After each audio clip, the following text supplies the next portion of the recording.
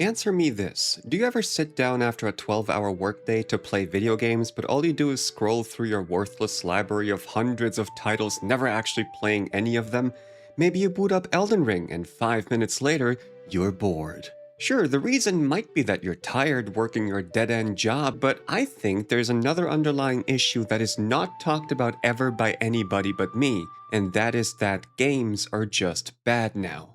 Hear me out. Elden Ring looks nice, but it's an open world game, so it actually sucks. From the first glance, it feels like it's supposed to be this big adventure, but what you end up doing in the game, and I think I speak for everybody here, you just ride around your horse and fight the same uninspired bosses that are too hard, and you just feel the emptiness inside of you growing because you're bad at a video game. That's certainly the case with me, so I decided to do something out of the ordinary. I decided to go back in time and play old games again. See, games back then were just better. I feel like they just had more soul. You see, back in the 90s and early 2000s, gaming companies didn't want to make any money. They wanted to make games purely out of passion and love for the game. This is why classic PS2 titles like Shadow of the Colossus or Demolition Girl stand the test of time to this very day.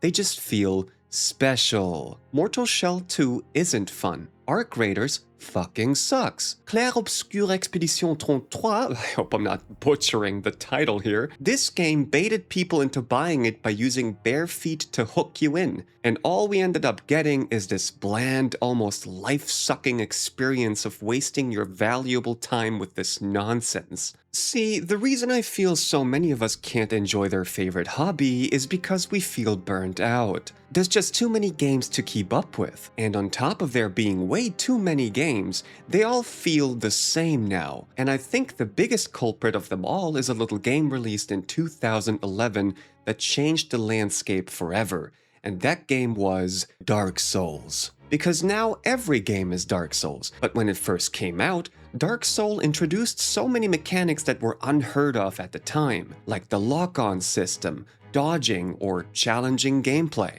Novelty game design ideas that will soon be plastered onto every single video game going forward. The president of From Software, Hayao Miyazaki, once famously said, "I absolutely suck at video games, but still got through Elden Ring by using every scrap of aid that the game offers," end quote. Which we know now is not the right approach. These games are actually designed for you to beat them with the worst possible weapons so you can brag about it in people's chat and teach them how to play the game properly. And this pressure that comes with the entire genre is exactly why they're all bad. Before Dark Souls, games were just easy. You would come home from school and just play through the entirety of Donkey Kong Country like it was nothing. And it wouldn't be frustrating or particularly hard, it would just be a fun, relaxing experience. See, I missed that time, which is, again, why I decided to only play old games going forward. Like Resident Evil 4 Remake, or Remaster, I don't know how to use these words and I'll never understand it, but I've been loving Resident Evil 4. It is exactly how I remember it from my childhood, just a tiny bit better graphics and some minor quality of life changes like the controls not sucking absolute ass. I tried playing the original, but I just couldn't handle the controls. I have no idea how I could ever beat this game as a kid. It just has the worst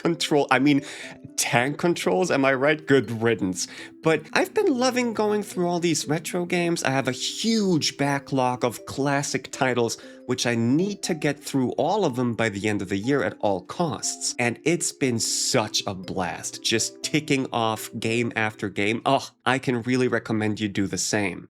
So yeah, that has been my journey, and I hope you guys enjoyed, and I want you to leave with this quote that I've heard long ago by the famous Japanese man Shigeru Miyamoto-san. I probably completely butchered this guy's name, but he once said, Hello, hello everyone.